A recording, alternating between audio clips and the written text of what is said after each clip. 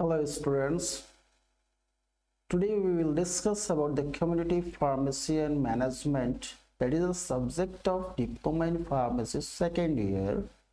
Okay, तो ये second year का एक सब्जेक्ट होता है community pharmacy and management diploma in pharmacy में।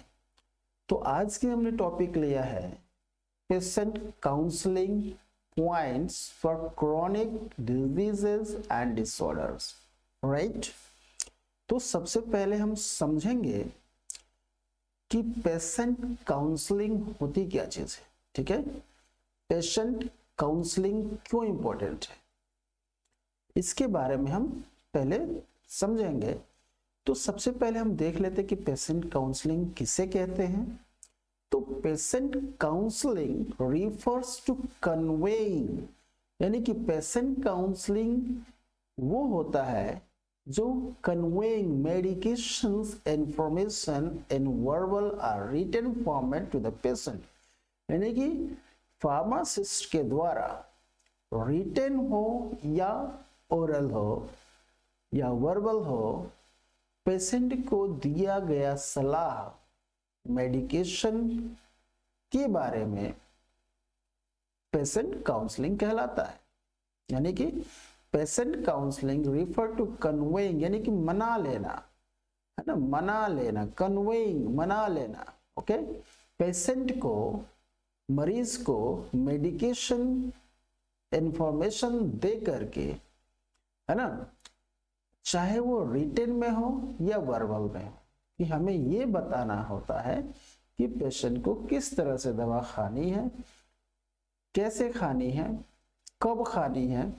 तो ये हम उसको ऐसे कन्विंस करें, ऐसे मनाएं कि वो आराम से मान सके और हमारी बातों को, मतलब कुल मिला के हमारी बातों को माने। The information is given direction on the drug uses. Okay? तो वो इंफॉर्मेशन क्या हो सकती है फार्मासिस्ट के द्वारा दिया गया इंफॉर्मेशन में।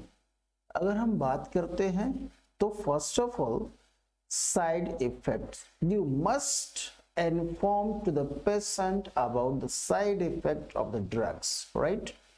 Second is this precautions.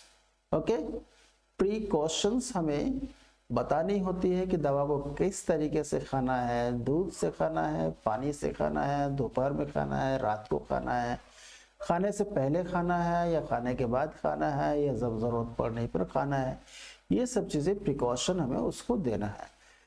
Third is this storage conditions. Okay, because patient is a very innocent person and he does not the profession, he does not belong to the profession of the medications, and he doesn't know about the storage condition of the medications. Okay, तो वो नहीं जानता है कि medicine तो कैसे रखनी है, अपने घरों में किस तरह से रखनी है। तो ये सब हमें काउंसलिंग में बताने होते हैं। And diet and life style adjustment, अगर जो हम दवा ले रहे हैं तो उसके साथ हमें डाइट क्या होनी चाहिए, एंड लाइफ स्टाइल एडजस्टमेंट, यानी कि वो जिस तरीके से, जिस माहौल में जैसे भी वो रह रहा है, अगर उससे प्रॉब्लम आ रही है, उसकी बीमारी का कारण वही है, तो उसके लाइफ स्टाइल को भी चेंज करना पड़ेगा और ये हमें बताना पड़ता है। ओके, आई होप कि आपको ये समझ में आ गया होगा। तो अब आगे चलते हैं। तो देखिए, अब हम काउंसलिंग तो हो गई, इंट्रोडक्शन की काउंसलिंग किसे कहते हैं।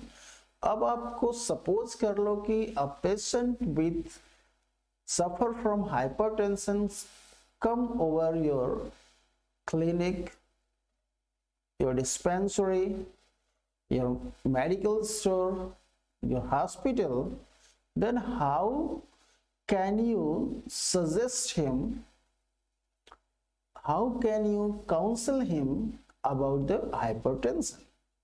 So first of all you should know about the hypertension, कि hypertension क्या होता है ये आपको पहले जानना होता है। और ये आप जरूर अपने सब्जेक्ट्स में पढ़ते हैं, हाइपरटेंशन के बारे में पढ़ा होगा। यहाँ पे हम थोड़ी सी एक शॉर्ट डिफिनीशन देते हैं, शॉर्ट इंफॉर्मेशन देते हैं, हाइपरटेंशन क्या है। Hypertension is not a disease but is an important risk factor for several complications that ultimately result in organ damage। नहीं, हाइपरटेंशन एक डिजीज ही नहीं है बल्कि एक इम्पोर्टेंट फैक्टर बनता है कि कई हमारे कॉम्प्लिकेशंस कई कॉम्प्लिकेशंस हमारे बॉडी के अंदर हो जाएंगे और ये फैक्टर बनेगा, कारण बनेगा हाइपरटेंशन। That ultimately और अंततः रिजल्ट और क्या आएगा हमें जब हाइपरटेंशन है तो उससे हमें क्या नुकसान होगा, तो ऑर्गन डैमेज हो सकते हैं। If hypertension is not controlled, अगर हाइपरटेंशन कंट्रोल नहीं किया जाता है, it cause a huge adverse impact on quality of life. यानी अब पहले जिस तरीके से आपकी लाइफ थी वो आपकी लाइफ में वो क्वालिटी जो है नहीं रहेगी अगर ये और इससे लापरवाही किया जाए हाइपरटेंशन को लेकर, तो it causes a huge adverse impact, यानी कि एडवर्स आपका बुरा प्रभाव पड़ेगा आपकी लाइफ पे। इट्स मैनेजमेंट रिक्वायर्स, इसका मैनेजमेंट हम नॉन फार्माकोलॉजिकल यानी कि बिना दवा का भी किया जा करते हैं और फार्माकोलॉजिकल्स मेजर के आधार पे भी होता है। It means it's situation how the serious about your hypertension, कि कितना सीवियर है। ओके, हाइपरटेंशन अगर लाइट है तो हम उसको कंट्रोल कर सकते हैं नॉन फार्माकोलॉजिकल ट्रीटमेंट से। तो point to be noted, patient counselling points क्या है स्पेसिफिक ओनली हाइपरटेंशन के लिए एक फार्मासिस्ट को ये आना चाहिए। In some cases of hypertension management by non pharmacological treatment alone is sufficient. In some cases यानी कुछ केसेस में हाइपरटेंशन ठीक हो जाता है बिना दवा का, कुछ उसके हम एक्सरसाइज करके, कुछ चीजें अपने लाइफ स्टाइल को बदल करके हम अपने हाइपरटेंशन को ठीक कर सकते हैं। तो first point is this, the pharmacist council the patients on, तो फार्मासिस्ट को क्या करना है, उससे क्या समझाना है पेशेंट को, तो first of all weight loss, you must weight loss, you must loss your weight, you must regular exercise, you must restriction of sodium, it means नमक बिल्कुल बंद कर दें। यानी क्या करें कि रेगुलर एक्सरसाइज करें, वेट लॉस अपना कम करें, कैलोरीज एंड सैचुरेटेड फैट्स लेना बंद करें, increase intake of dietary fibres, और फाइबर्स लें, restriction of alcohol and smoking, both it's very dangerous for the hypertensive patients, alertness while using cold remedies containing sympathomimetic, अगर आप hypertension में कुछ sympathomimetic drugs चलती हैं और अगर आप ये चल रही है पेशेंट को दे रहे हैं कोल्ड रेमेडीज जो होती हैं, तो वो अलर्ट रहें। अब ये अलर्टनेस क्यों कहा गया है ये हम आगे अभी डिस्कस करेंगे। And self monitoring of blood pressure, that is the most important thing, कि पेशेंट को सेल्फ ब्लड प्रेशर मेजर करने आ जाना चाहिए, because it is the medium when more than 2 or 3 times in a day, in a week, if patient measure his blood pressure, then वो सोचेगा कि उसकी mind पे सोशल इम्पैक्ट जाता है कि वो ब्लड प्रेशर को कम करे। जब वो अपना खुद का ब्लड प्रेशर जब मेजर करेगा तो वो उसके माइंड सेटअप हो जाएंगे कि मुझे करना है ब्लड प्रेशर को कम। ओके, और हम देख लेते हैं कि और इनमें क्या हम पढ़ेंगे। तो ये तो था जब हम पेशेंट को ये बता पाए कि हमें बिना किसी मेडिकेशन के, किसी दवाई के हम ठीक हो सकते हैं। कुछ हमें उसमें अपने लाइफ स्टाइल में चेंजेस करने होते हैं। ओके, अब हम चलते हैं कि जब हम मेडिकेशन दे रहे होते हैं या डॉक्टर के प्रिस्क्रिप्शन पे, तो हमें, हमारी ये जिम्मेदारी बनती है एज अ फार्मासिस्ट कि हमें उसको बताना चाहिए। In most of the hypertensive patient drug therapy is required, है ना। यानी कि सबसे पहले कि बहुत सारे केसेस में हमें ड्रग थेरेपी यानी दवा देना पड़ता है हाइपरटेंशन को कंट्रोल करने के लिए। Many patient take hypertension lightly, कुछ पेशेंट होते हैं जो हमें उसको हाइपरटेंशन को हल्के में लेते हैं, उसे इग्नोर करते हैं, as it usually does not give any major symptoms, ऐसा कि उनको कोई बहुत बड़ी सिम्टम्स या कोई कॉम्प्लिकेशन नहीं आता, तो इसको इग्नोर करते रहते हैं। तो ये फार्मासिस्ट का दायित्व बनता है कि वो इसको इस तरह से समझाए कि वो केयरफुल बन जाए, केयरलेस से। Many hypertensive drugs cause serious side effects. Okay, जब बहुत सारे मेडिकेशन चलते हैं हाइपरटेंशन में, तो उसके साइड इफेक्ट्स बहुत सीरियस होते हैं, जैसे कि एस इनहिबिटर इंड्यूस कफ, बीटा ब्लॉकर्स, ब्रेडिकार्डिया। तो एस इनहिबिटर इंड्यूस कफ, है ना, कफ पैदा कर सकता है। Beta blockers, bradycardia, bradycardia it means decreases the heart rate. तो ये आपको बताना चाहिए कि हम ऐसे ऐसे अगर ये मेडिसिन को लेते हैं तो आपको ये प्रॉब्लम आ सकती है। Some cases many even may even demand dose modulation of the drug. और कुछ केसेस में हम मेडिकेशन देते हैं लेकिन उनको क्या है, मेडिकेशन की या तो डोज को डिक्रीज करें या इंक्रीज करें, तब हाइपरटेंशन कंट्रोल होगा। तो मॉड्यूलेशन ऑफ ड्रग्स, है ना, ड्रग्स को क्या करना है, मॉड्यूलेट करना है, तो कि एक डॉक्टर का काम है। The pharmacist must advise the patient to check blood pressure at least once or twice in a week. Pharmacist को बताना है कि कम से कम हफ्ते में 2 या 1 बार अपना ब्लड प्रेशर जरूर चेक कराए। Pharmacist must advise the patient to seek medical help. Pharmacist को ये बताना चाहिए कि पेशेंट को कि ब्लड प्रेशर अगर आपका 140/80 mmHg है, अगर हो रहा है तो आपको डॉक्टर से मिलना चाहिए। The pharmacist must advise the patient to follow the doctor's instruction। और फार्मासिस्ट को ये जरूर बताना चाहिए, फार्मासिस्ट को एडवाइस देना चाहिए पेशेंट को कि जो डॉक्टर का इंस्ट्रक्शन है, जो निर्देश है, वो माने for taking all the medications. Okay, the pharmacist must advise that stopping and starting drugs on will is not a good idea। और फार्मासिस्ट को ये भी बताना चाहिए पेशेंट को कि आप अपनी मर्जी से दवा को चला नहीं सकते हैं, दवा को बंद नहीं कर सकते हैं।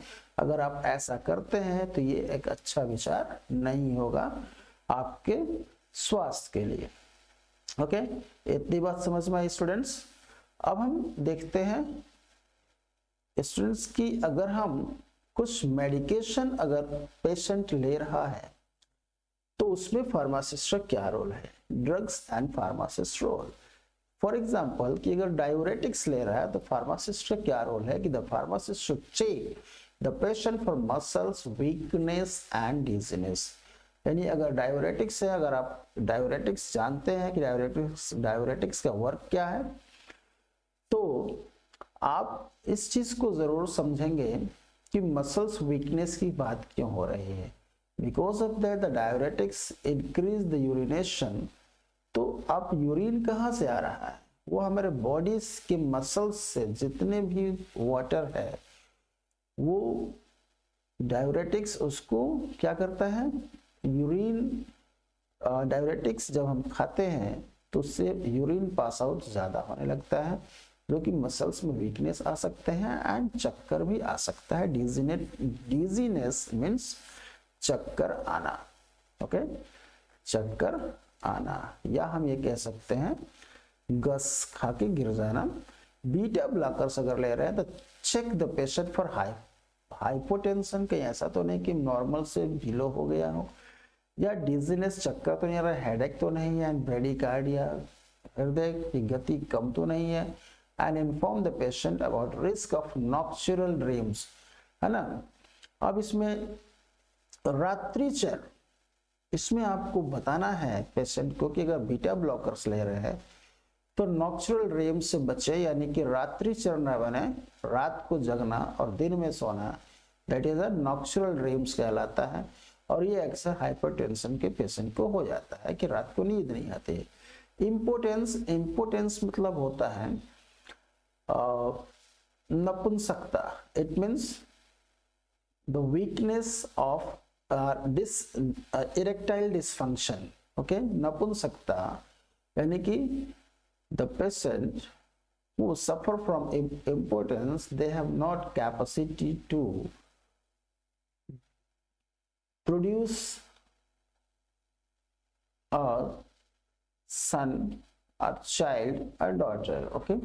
यानी कि उसके अंदर बच्चे पैदा करने की क्षमता कम हो जाना, ये इम्पोर्टेंस कहलाता है, या हम इसको एक वर्ड में बोलते हैं नपुंसकता, नपुंसकता, ओके।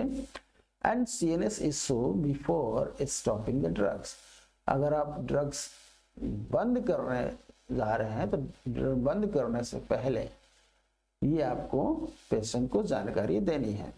S इनहिबिटर अगर खा रहा है patient, check the patient for hypotension, again कि हाइपोटेंशन, उसके जो ब्लड प्रेशर है वो बिलो से नॉर्मल से बिलो तो नहीं हो रहा है। Dizziness again check, cough, taste abnormalities and rashes, उसके बॉडी पे देखे कहीं रैशेस तो नहीं आ रहा है, या फिर टेस्ट में यानी कि उसके स्वाद में कुछ एबनॉर्मलिटीज तो पेशेंट नहीं बता रहा है। अल्फा ब्लॉकर्स अगर हम लेते हैं तो advise the patient taking gastrointestinal therapeutic system to not crush और च्यू टैबलेट, ओके। अब आता है कि गैस्ट्रो इंटेस्टाइनल थेराप्यूटिक सिस्टम, ये हमारा होता है नीफेडिपिन, ओके। ड्रग्स होते हैं, अगर ये खा रहे हैं या गैस्ट्रो इंटेस्टाइनल थेराप्यूटिक सिस्टम यानी कि ड्रग्स से, तो उसको क्रश ना करें या च्यू ना करें उसको, क्योंकि अगर ऐसा करते हैं तो हो सकता है कि वो जल्दी ही डिसोसिएशन होने लगे, है ना, डिसइंटीग्रेट होने लगे समय से पहले और जगह से पहले, यानी कि उसको जो टारगेट प्लेस है उससे पहले डिसइंटीग्रेट हो, जो आपको साइड इफेक्ट आपके बॉडी में होने लगे। तो ये आपको जिस तरीके से दवा खानी है उस तरीके से फार्मासिस्ट को बताना चाहिए। Calcium channel blocker, check the patient for swollen gums, अगर आप कैल्शियम चैनल ब्लॉकर दे रहे हैं तो पेशेंट के गम्स को देखिए, मसूड़े को देखिए, कहीं सूजन तो नहीं है, पेन, चेस्ट पेन तो नहीं हो रहा, स्वॉलन ज्वाइंट्स या ज्वाइंट्स में स्वेलिंग तो नहीं आ रही, विद नेफेडिपिन अगर खा रहा है तो कॉन्स्टिपेशन, लाइट हेडेक, या उसको कहीं ऐसा कोई कॉन्स्टिपेशन तो नहीं है, या हल्का सिर में दर्द तो नहीं है। तो ये सब रोल है फार्मासिस्ट के, ओके स्टूडेंट्स। तो ये बहुत ही एक कम्युनिटी फार्मेसी एंड मैनेजमेंट ये आपका सब्जेक्ट जो कि है, और इसमें आपको ऐसी ही जानकारी आपको मिलती रहती है कि आप बीमारी के बारे में आप पढ़ते हैं, फार्माकोथेराप्यूटिक्स के से ले लेते हैं जानकारी। आप जब ये जो ड्रग्स है, diuretics, beta blockers, ACE inhibitor, alpha blockers and calcium channel blockers, that कि आप ये आप फार्माकोलॉजी में पढ़ते हैं, बट इसके आप वहाँ पे पढ़ते तो हैं कि इसके डोजेस क्या है, लेकिन एडवर्स इफेक्ट भी पढ़ते हैं, लेकिन आपको यहाँ पे आपको किस तरीके से वो आपकी जो जानकारी है वो जानकारी हम इस काउंसलिंग के माध्यम से पेशेंट को इस तरह से बताएं कि पेशेंट ये ना हो कि दवा खाने से डरे। हमें इस तरीके से उसको काउंसलिंग नहीं करना है, और इस तरीके से भी हमें नहीं करना है काउंसलिंग की वो इतने लापरवाह हो जाए कि वो दवा बिना टाइम का और बिना टाइम टेबल के वो दवा खाना शुरू कर दे, या बिना इंस्ट्रक्शन के या डोज वगैरह है वो गलत कर दे। ठीक है। तो पेशेंट को हमें इस तरीके से काउंसिल करना है, इस तरीके से एडवाइस देनी है। ओके, सो स्टूडेंट्स, ये रहा आज की टॉपिक हाइपरटेंशन। फिर अगेन हम चाहे तो वो डायबिटीज पे हो या अस्थमा पे हो या ऐसे और भी बहुत सारे डिजीजेस हैं आपके सब्जेक्ट्स में, तो उस पे हम फिर से एक काउंसलिंग ऐसे रिपोर्ट बनाएंगे और आपको वीडियो के माध्यम से हम आपको देंगे। तो आपसे एक रिक्वेस्ट यही है कि आप अगर आप इस चैनल पे नए हैं तो आप इस चैनल को जरूर सब्सक्राइब करें और लाइक करें, शेयर करें अपने फ्रेंड्स ग्रुप में। और इसमें हम आपको एक क्वेश्चंस दे रहे हैं कि इन चारों के diuretics, beta blockers, ACE inhibitor, alpha blockers and calcium channel blockers के एक एक एग्जांपल्स आप कमेंट बॉक्स में ज़रूर लिखें कि क्या आपको जानकारी है इसके बारे में। अगर आप इसके बारे में नहीं जानते हैं तो फिर आप फार्मासिस्ट होने लायक नहीं है। ओके, तो चलिए आज की क्लास हम यहीं ख़त्म करते हैं। So thank you so much, bye bye and enjoy yourself. Thanks a lot.